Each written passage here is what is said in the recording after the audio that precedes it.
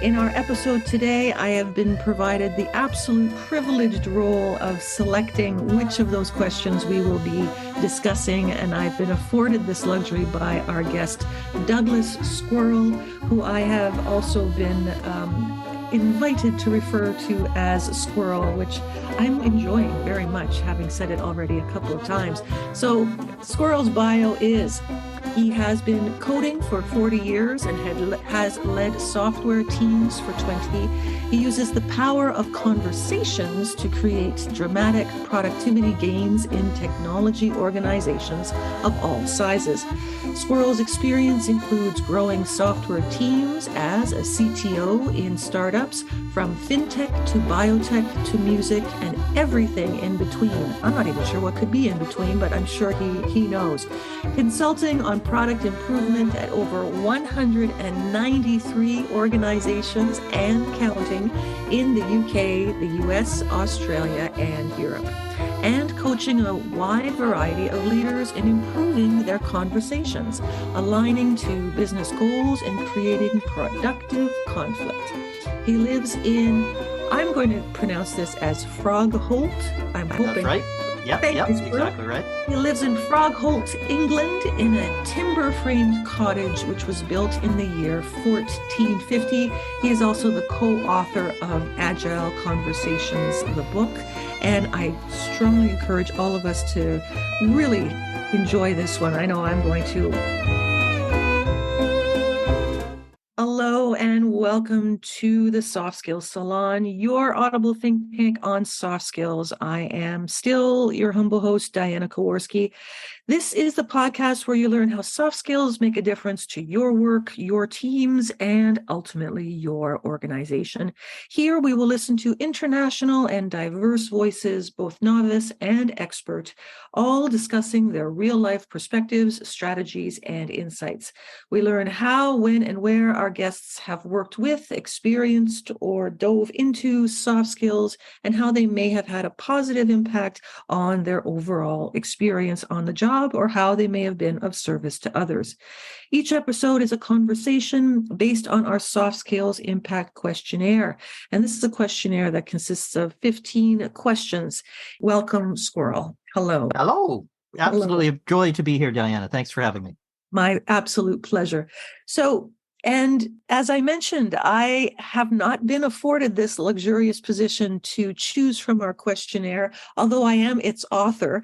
I have given it over to my guests every single time prior. So with... I'm better when you don't warn me, so I haven't looked at the questionnaire. With all of these in front of me, I don't know how to choose amongst my children. They are all of me. But let's begin with one that I know has been very popular with previous guests. And it's this question, which is, what does success leading others look like to you? What does success leading others look like to you, Squirrel? Great question. So I'll take that with a technological bent. Now, I work with a lot of people who are not technologists. I coach salespeople and marketing and other folks, but I come from technology. And all of those disciplines have challenges with defining success. And the technologists are a particularly interesting example of that. And I happen to have been talking to a bunch of them about a bunch of them today. So I'll use them. Okay. Technologists tend to define success in terms of the latest, shiny, exciting stuff that they can techno-babble about the most. And the problem with defining success that way is it doesn't map to what your business needs, to what your organization needs, to your mission or your values. Now, sometimes it does. It may turn out that ChatGPT 17 is the perfect thing that you need for your women's shelter to be a more effective women's shelter and achieve its mission. But probably not. That doesn't seem very likely. And if you have an IT organization, a technology organization, you're probably familiar with this kind of shiny object syndrome that engineers tend to have. And so to answer your question, what does success look like? It looks like helping any sub-team within an organization to get aligned with what those business goals really are. And us engineers, we have a terrible time with that. It's very hard for us.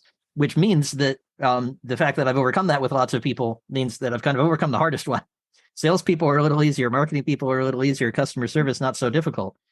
Engineers love being in the ivory tower.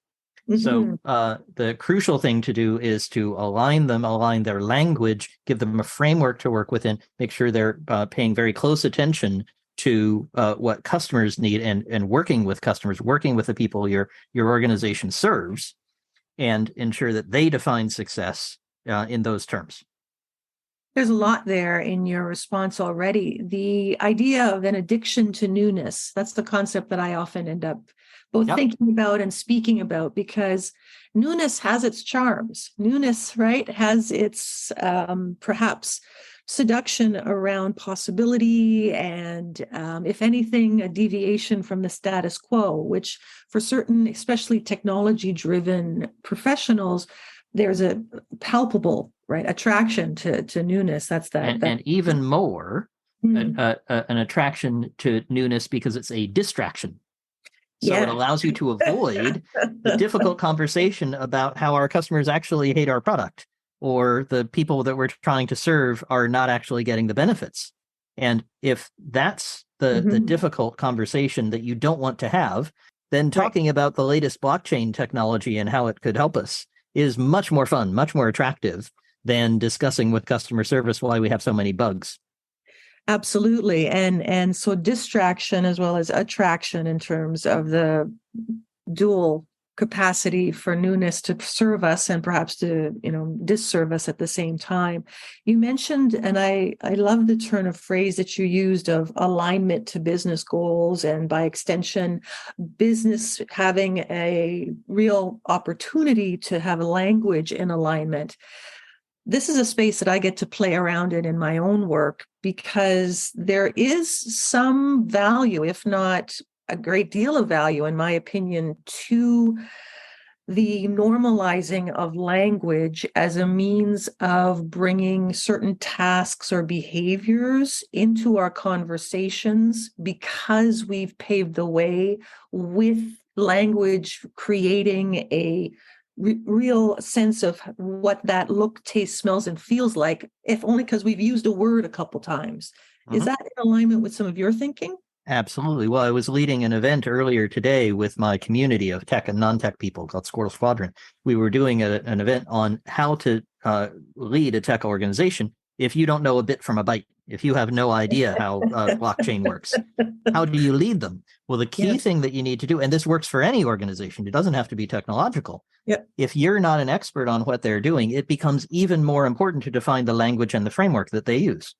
So just to take one specific example from one of my clients, I have a client out in California who works with large media organizations. And their goal is to service really large organizations, folks who have thousands of employees around the globe, and they offer them a very complex piece of software. Well, the challenge for the technologists, which they were not able to express very well, except in delivering badly and not getting things done, that was the way they expressed it, was that all of these pieces of software were custom. They were all built separately for all these different customers. And so there really wasn't a product. There really isn't a core thing that everyone can use. And so I said, what we need to do is define some language to help the people in sales and marketing and customer service and everywhere else understand what our product actually can do. Let's define layers and tiers and packages, so we can say, is that fit into our standard product? If so, we can deliver that next week. And that's an absolute revelation to the rest of the business, that suddenly they have a definition that they can use, which is not in technical speak, it's in the language of the industry. So they can say, oh, wait a minute, this will fit into our moderate category. So that means that you can deliver it in 2 months, not 2 years. Yes. And of course, the technologists are extremely happy about that, because they're tired of building so many different custom things. That's an example of using the language to define a framework, making sure everybody works with it. It's called a ubiquitous language. It's used by everybody in the organization. And then that, without you needing to know the technical details of anybody's discipline, guides and aligns everybody in the right direction. So I can't tell you I know a bit from a bite, and I'm going to keep that as a line, if I may, Squirrel. Absolutely. And at the same time, I can say from a soft skills perspective, often the term that's used is one that's understood and perhaps under even utilized. So we use the term usual language, which Mm-hmm. is somewhat synonymous, although not a perfect replacement, but somewhat synonymous with my understanding of ubiquitous language, in Mm-hmm. that it asks us to make a commitment to a piece of language, whether it's to describe a service or a subservice, or as you suggested, perhaps the categorization of how it is that we interact with our customers or even with each other interpersonally. And then the opportunity for consistency of meaning, of mutual meaning, is made available. And perhaps the most important part is that it's repeatable, right? Mm-hmm. And that as soon as we have that repeatability, that there is a shared, almost a touchstone, if you will, of security, that we all know what we're talking about. Does that connect with ubiquitous language and how you use it? It certainly does. And the thing I would emphasize there is that commitment. Because Mm. one of the things we talked about in the event today is how important it is to bring everybody along in the process. It doesn't mean they all have to agree. Right. So it wasn't true that everybody at this organization said, oh, great, what we really need is more tiers. Some of the salespeople said, hey, let's just do more custom work. But if you can include them in the process and include them in the definition so that they have been consulted, not necessarily that they have agreed, then they will feel that it is their language, that it's something they've participated in, and at least they're willing to try it. I often say to groups, look, we're going to try this for a couple of weeks. If it really stinks and the language doesn't work and we don't understand it well and it interferes with communication, that's fine. We'll fix it. And I will buy everybody a beer. I've never had to buy everybody a beer because they are willing to try it. They've been part of the process. They've defined the language. And then that's very effective for creating that alignment and the commitment among them, as you say, Mhm. for actually delivering on what that language means. Certainly. And there's also some tiebacks that I would suggest to you in the ideas of change management and perhaps even resiliency. And those are both topics in and around this COVID era that, from the work that I do, have percolated to the top of many of our customers and our clients' agendas, where they were not really topics that had been defined previously. And that consultative and termed approach in terms of an evolution. And I tend to ask people to commit to an evolution rather than a revolution, so that although I don't offer alcohol, I'm going to put that in my possibilities of incentivizing, but that there's at least a built-in, predictable, expected, and scheduled check-in where we have not passed the point of no return, but Mm-hmm. there's that space. So that makes a lot of sense to me in a few ways. It does also, though, lead me to another question that I'm hoping we can try and bounce around a little bit in our chat. Sure. One of the other questions that has had a lot of attention from previous guests, and I am going to look in my crystal ball and say that potentially from future guests, is this: how do you define confidence? How do you define confidence? What comes to mind? Interesting. Um, well, I'll tell you how I teach people to be more confident. Okay. And I think that will then lead to an understanding of what I mean by it, because you'll see what the evidence is of it. I'm not sure I have a dictionary definition that's helpful, but let me start this way, see if this helps. I often have leaders that I'm working with, and they're often new leaders. So they're people who have moved up from an individual salesperson to a leader of a sales org, or they're moving from a marketing individual role there to influencing a larger group. And a lot of those folks are used to a kind of subservient attitude, and they're used to having something fed to them. They're used to, if they were to come on this podcast, they might have said, yeah, dude, definitely give me the questions. I've got to prepare. I've got to think. I've got to be ready.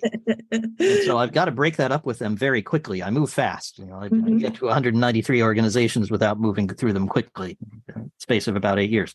So what I do is I ask the person I'm coaching to find a nearby 8-year-old. And 8-year-olds are perfect for this because they love showing up adults. 10 years old is okay. 12, you're getting a little, starting to get into the snotty stage. And you can use a partner. You can use a mirror. You can use ChatGPT. But an 8-year-old is the very best at this. So what you ask the 8-year-old to do is come up with the most ridiculous thing possible for you, the person who's being coached, the person who's going to improve, to talk about. And they time you for 1 minute and they rate you on how well you're able to talk about this topic.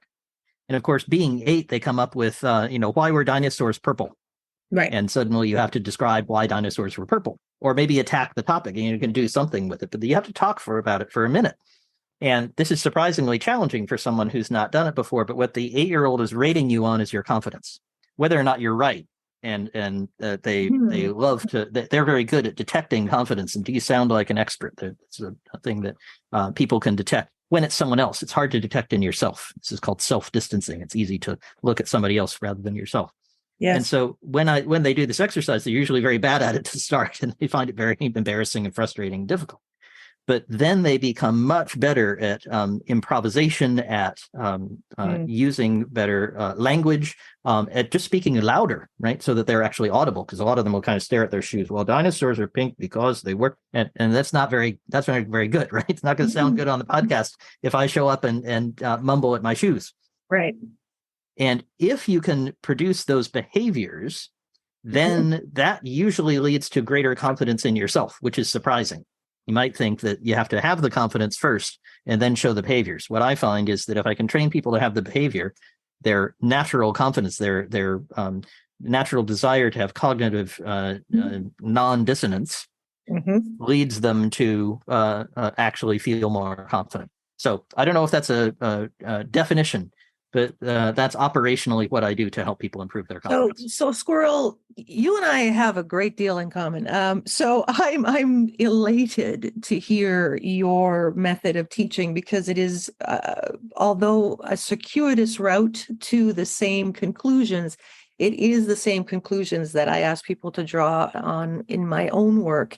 And you're absolutely right. It is the perception of one's behaviors that is indeed what informs the feeling. So what I ask people to do is to recognize that any act, any behavior, any externalization, any assertion that you can, and for some it's putting on a certain pair of shoes, and for others it might be hopefully, safely and legally jumping out of an airplane with some, qualified person, but it doesn't need to be extreme, in other words, but that the feeling of confidence is the product, is the result of the behavior, not the necessary prerequisite. So I believe we're in alignment in that thinking, because you can look in the mirror with as many self-affirmations as you'd like. You can strike power poses until there are no more poses that you are able to strike. And yet it is not until you do the task or that behavior and simultaneously feel what might be an absolute absence of confidence, but it's as a result of engaging in that task. And hopefully, if you have a relationship with an 8-year-old or some reliable source for feedback, that your behavior is then seen and quantifiable and measurable and given some language so that you can re-internalize it and say, hey, that's what I've got going on. And this is one of the most important executive behaviors. If you can act with confidence, even when you're not, you will help other people to overcome fear, to trust you more, to make a commitment to the direction you're trying to go. And of course, it's a powerful weapon that you need to use carefully. You don't want to say confidently, hey, great, let's cross the river of lava over there. I'm sure it'll be fine. Let's storm the Bastille. Let's storm the Bastille. Yeah. Well, that worked out pretty well in 1789, but it doesn't always. So you have to be cautious with it. But you get a long way with a confident set of behaviors applied to things that you have a reasonable but not a reasonable belief will work, but that you're not certain will. And Yes. when you do that, you help people to cross the chasm of their uncertainty, and that's a huge leadership benefit. Yes. What do you think of the turn of phrase, do it scared? I hadn't heard that one before. I like it. I would say certainly that's a helpful principle. If I were going to jump out of any airplanes, I would certainly be scared. And I Right. assumed I would be Yes. trying to do that or trying to return to the ground in another way. But the thing that worries me about that is that someone might try simply to do something in a scared way. And I don't want them to do that. I want them to have the behaviors. And those are Yes. things like looking the other person in the eye, speaking with a firm voice, having a good volume, not stopping and pausing for long periods, but continuing and inventing things as you go that match your narrative. Yes. Those are the most important things to be doing alongside doing it while you're scared. And I'd be Right. worried So that those someone are might the miss those. manifestations, those are the behaviors, and potentially the self-talk or the undercurrent might be contradictory at the same time, or might be distracting potentially. So I often ask people to recognize that we cannot turn off that internal dialogue. We can potentially, with a great deal of practice, look at the volume of it.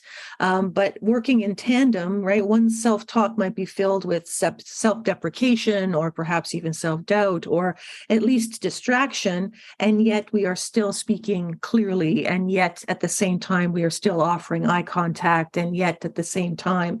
So there can be that duality, right? That cognitive dissonance perhaps that we're asking people to have. There's a lot there to There how it certainly is. is. Just on self-talk, if you probably know it, Diane. I don't know if your listeners will know Martin Seligman's work. Oh, The famous book is Learned Optimism. That turned off my imposter syndrome in one railway ride. I just listened to the audiobook and helped me to really undo the self-talk, which was undermining me. So there's a lot you can do to change that self-talk, and it's a very helpful thing. It does require some work. absolutely. Yeah, and then that meta narrative, the idea of thinking about one's thinking is also a space that, in terms of some leaders, that it has not been explored, right? And there's a enormous difference, in my opinion, between being led by one's thoughts and analyzing where did that come from, and I am not that thought, right? To have that depersonalization, that nanosecond of perspective. Absolutely. With that in mind, let's make our way to another question, and let's talk about. I feel like a kid in a candy store. It's so enlightening for me. Thank you. This is also a popular question, which is, where have you seen or experienced empathy in your career? Oh, interesting.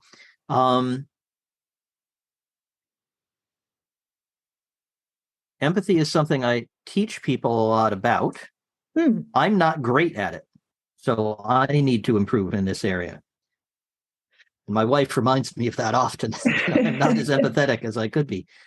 And that's often is a challenge for me to put yourself in the place of the other person and understand how they might be feeling, especially if it's very distant from your experience.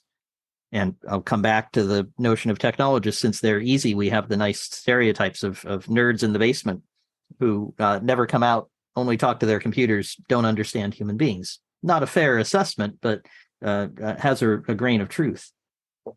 So where have I seen it?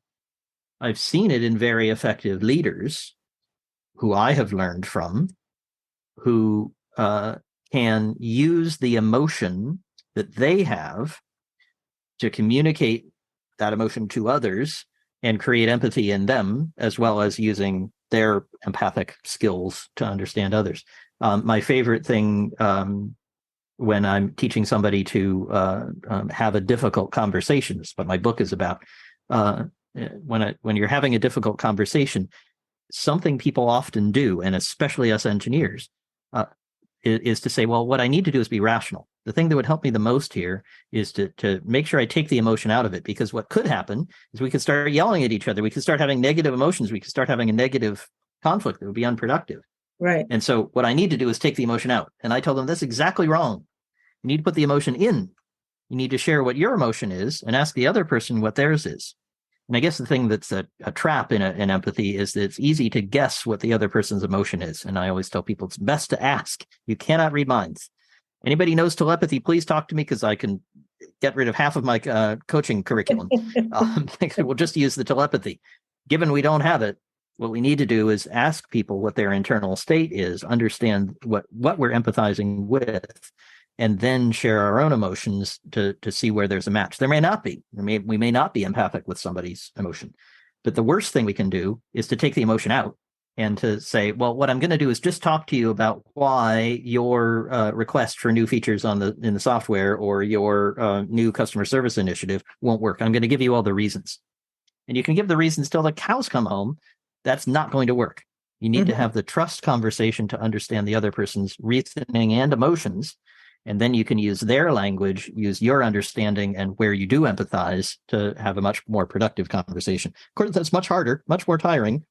And lots of people like to avoid it by jumping to the new, as we talked about at the beginning. Right, right. So empathy is certainly one of the areas where I spend some of my professional oxygen as well. And in, again, alignment with yourself, I cannot tell you that I feel expert status in my own practice. I have some challenges that I'm working on, and it's not an easy concept, right? It's a 3-syllable word that takes a great deal of effort and thoughtfulness, right? And so I would agree with you in what you have shared around. It's not about the neutralizing of emotions or the removal of emotions, but instead that two-pronged approach. If we go back to the first step, which was sharing one's own feelings, I would suggest to you that is often where I have observed that when asked to do so, some of us don't have a particularly robust vocabulary to identify, other than perhaps icky, yucky, and maybe, a few other words that might have finger gestures that come along with them that might not necessarily qualify as emotions. Do you find that can be a challenge in the articulation of what exactly one is feeling, to have self-awareness to then communicate it? It's worse than that. It's a crime that we have this wonderful language English, which has literally hundreds of words for different emotions, and we don't use them. And we use words like, I feel that you're not listening to me, right, to communicate what is not an emotion. So, I'm laughing with you. Yeah, there's no emotion in there. That's not an emotion. It's a very useful piece of information, but it doesn't have anything to do with how I'm feeling. Yeah. And the emotion that I might have, and I might be feeling nervous or annoyed or ticked off, or, there's hundreds of ways to describe. Sleepy, dopey, grumpy. There's a whole bunch of them. Yeah. There's loads of them. As a matter of fact, my co-author likes to carry around a page of them, hand them to people. Which one? Pick one. But it's astonishing how little we use them. Again, it's because it's frightening. So the theme that I'm picking up with you here today, Diana, is how often new executives, people that you and I are coaching, are trying to avoid difficult conversations. They're trying to avoid these painful things, quite understandably, right? Put your finger on the stove. You don't want to touch the stove again. Okay, I got that. But the key thing is we're adults. We need to move toward the danger and the fire and the thing that is scaring us. And I can help the people I'm coaching to have greater courage, but it has to be them at the end of the day who say, okay, I'm going to share an emotion here. It seems very dangerous. Squirrel keeps telling me that when I'm discussing this contentious issue that I've been debating and arguing about, and I feel like the irresistible force and the immovable object, and we're coming together and we can't get anywhere, that I'm going to share my emotion. Squirrel says I should try it. Okay. When they have that courage, they have tremendous results. But it's not a natural thing. It's not something we evolved to do. It's when you're running away from the lion in the savannah, you don't say, "Gosh, I wonder how we feel about lions." Let's consider. Let's share our emotions and think about it. You say, "He's running. I better run." And the ones who didn't do that got eaten. So we need to overcome that evolutionary pressure. And in our knowledge work and the kind of work we do today, deal with our feelings about lions. And some of us are convinced there's a lion lurking around every single bush. And we've had the foreknowledge that tells us that we're, predicting the future correctly. And others are surprised that there's another lion. What? We haven't gotten rid of all of them yet? I can't believe there's another one. Here it comes.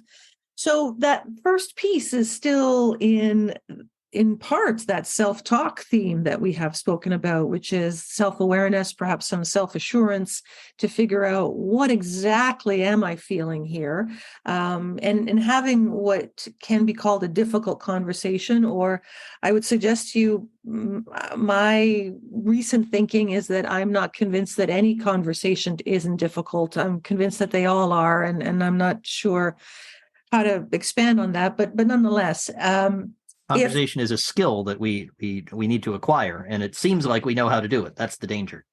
That absolutely, that I think that's a great summation there. It is a skill that requires practice and deliberateness and thoughtfulness, and that can evolve and develop over time. And hopefully, with a growth mindset, versus a fixed mindset, we can try and get there. So if I wrote an entire book filled with examples and exercises. There you go. There you go. So I care that much about making sure conversations run well. Go ahead. We're here to try and perpetuate that, because the value of conversations is so much understood, and let alone thought of as a particular skill set or craft. But if it begins with some of this awareness that we have in our answer to this idea of where we've seen empathy or some of your work around empathy, and then to ask others, I want to piggyback on that comment, because I'm a big proponent for the value of questions and looking at how to craft a really great question that moves a conversation forward. And those questions often, especially if there is an interest in developing empathy, is to specifically not ascribe or prescribe a emotion that might be or might not be what you see being demonstrated. So in other words, you look sleepy, dopey, grumpy, happy, whatever. Are you sleepy, dopey, grumpy, happy, or whatever? That's not a good one. Yes. Yeah. Can I demonstrate the unhelpful one? Sure. Just so people can hear it. So Diana, I'm sure that there in Toronto, where it's very hot, you're feeling annoyed and frustrated. And what I want to do is figure out how we can help you deal with these annoyances and frustrations you have over how hot it is. So let's deal with that. What's the first thing you'd like to do about your frustration? The problem is I sound like a lawyer, and lawyers are very good at asking exactly that kind of leading question. The opposite is a genuine question. That's what you started with, yes. Because they don't want to change anybody's minds. They want to change the minds of the jury, but they don't want to learn anything new on the stand. They want to say, Diana, you were outside the bank, you were in the car, you were sitting behind the wheel, you were gunning the engine, and when the robbers came out, you opened the door for them. You were part of the gang, weren't you? Yeah, they want corroboration. They want corroboration. Exactly. Yes. If there's some other explanation, then they don't want to hear it. They don't want to be surprised. Whereas it would be wonderful if I asked you, how are you feeling about the heat? Is the heat working for you? Is it frustrating you? How does it work for you? And then you can actually tell me. You might tell me something surprising, like, actually, I've got such good air conditioning in here. I'm too cold. Exactly. And that would be surprising and interesting. And then we could deal with that fact, that piece of information. Or I love the heat. I just came back from the jungle. All of those would be different and surprising pieces of information that I could use. And I would leave them on the table if I made the assumption.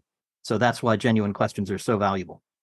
Absolutely. And the idea of a genuine question, not always, but to my recent coaching work in particular, I end up looking at the fundamental divide of categorizing between a closed question and an open question. And more than once of late, with a few clients, I've been discussing how an open question, as you suggested, right? How is it going? Just for sake of example, or what has your experience been with blank? We have no clue what's going to be coming at us. And there's been some discussion with my clients about how an open question, such as those silly examples, really that they don't provide an opportunity for the asker to flex some of their intellectual prowess. Good. We need less intellectual prowess. Exactly. Can I give you a technique for kind of overcoming that intellectual prowess notion? Yes, for please breaking do. up, sort of getting yourself out of lawyer mode. And this is one my co-author came up with, and we wrote about in Agile Conversations. It's called coherence busting. It goes back to the ideas of coherence and that Kahneman wrote about in Thinking Fast and Slow. Yes. Your brain comes up with an explanation like, Diana must be uncomfortable in the heat. And then that's the only thing you see. You can't get rid of that. There's a part of your brain that's really good at that, and it evolved that way for good reasons, like running away from lions, right? You don't want to say, oh, maybe the rustling in the bush, it could be a cute bunny. No, you're like, that's probably a lion. Let's get out of here. But it doesn't serve us well in these situations, especially where it's complex knowledge work. We're trying to coordinate with loads of folks in a very difficult conversation, difficult project. And so the technique is to come up with multiple inconsistent explanations for the behavior. What could all the different things be? I'll stick with my heat example, and I came up with a couple just now, but you want some of them to be, as you said, silly. That's actually very helpful, because when you're laughing, your brain is not in this mode of knowing what's happening and assuming that the coherent story is right. And it's good to have a couple different kind of wild explanations you can always go to. So mine often involves aliens. So what's happened is that Diana's brain has been affected by her recent abduction by aliens, and she's actually acclimated to large amounts of heat because they live on Jupiter, where it's very hot on the surface. And so she's actually really comfortable with the heat, and she's working hard to accelerate global warming so that the world will become more like Jupiter. Now, that's intentionally ridiculous. You're smiling while I'm telling it to you, and that's the point. Right. If I want to help you with this silly example, but of course we might have a real example in our workplace. If I want to help you, I'm going to do better if I go through that in my head first, and I come up with some of those, makes myself laugh. And I think all of these are possible. They match the information Diana has given me, which is it's hot in Toronto in April, which is pretty strange. It matches the information, and therefore I don't know. So because I don't know, I'm not in lawyer mode. I'm not trying to prove a particular point. I better find out which of these explanations, some of them ridiculous, some of them perfectly plausible, is accurate. And therefore, you're much more likely to come up with a genuine question if you go through that coherence busting exercise first. I love that idea of it being a means of culling or perhaps curating some of our thinking. And what I immediately gravitate towards is the value of curiosity rather than there being any validation of a predetermined destination or conclusion. That, the idea of curiosity is, and you used the word improvise earlier, that when we're curious, we genuinely are open to some possibilities that at times might even include alien abduction, as likely or unlikely as that is to be, but it's possible, right? And every time I coach somebody on this, I send them off to go do the coherence busting and ask the question. They come back and they said, I never knew that the customer service people had been told not to talk to me. Now I understand why it's so frustrating. They won't talk to me. It's because the CEO told them that. Now I know who to yell at. And they know what to do because they discovered a new fact, which they would never have believed was true before. And there's so much that you can discover by being curious in that way that you never would if you close yourself down. And in addition, the idea of what rather informal, however, still perhaps working towards a version of a root cause analysis in some way of looking at how to see what might be delayered and what is actually going on, and getting there by a circuitous route in terms of, busting through what might be incoherent versus coherent, but that to see what is perhaps more genuine or the point or purpose as a result. Does that also ring true? Maybe. I'd say it more simply. I'd just say, well, as I was saying to the group that I was working with this afternoon, let's imagine that somebody in this room has a secret word that I've given them, and we're trying to discover the secret extra information. And if we discover this extra information, we all get ice cream. So let's assume that's true. And then what are we going to do? And then usually when I tell a group that, I then quickly tell them, actually, there's no ice cream and there's no secret word. But all of them have been thinking up, because you can't help it. What could I ask? How could I find out the secret word? What will I do? And so I want you to do that in this meeting, because in this discussion, we're going to be trying to discover secret information that nobody knows is secret. Somebody thinks everybody else knows it, but they don't. And the fact that the customers are leaving us in droves in Texas, or the fact that we're not able to hire salespeople in Massachusetts, will turn out to be relevant. Somebody thinks we all know it, and we don't. And that will tremendously affect our decision that we make in this room. And if we don't discover those facts by asking genuine questions, we will leave options on the table that would really help us. Well, I certainly appreciate you indulging me with the genuine questions that I've asked during our time together. And there is no secret word. However, I do want to share my thanks for your time, and on behalf of our listeners as well, all of the secrets that you have shared in terms of conversations and the work that you've done. A real pleasure having you on the podcast. Thank you, Squirrel. A joy to be here. And if people want to talk to me more, have a look at squirrelsquadron.com. That's where my community of tech and non-tech people get together to talk about how to make use of all these crazy ideas by asking genuine questions and developing new approaches together rather than separately. Fantastic. And I like how you got the plug in. Way to go, Squirrel. And till next time. Bye-bye, everybody. Thank you very much for listening to another dynamic and informative episode of the Soft Skills Salon with your host, Diana Kowarski. Please consider subscribing to our show wherever you listen to your podcasts. And we also encourage you to visit our website and social media links, which you can find in the show's notes. We look forward to bringing you another episode. And remember, conversation is the currency of communication. Bye for now.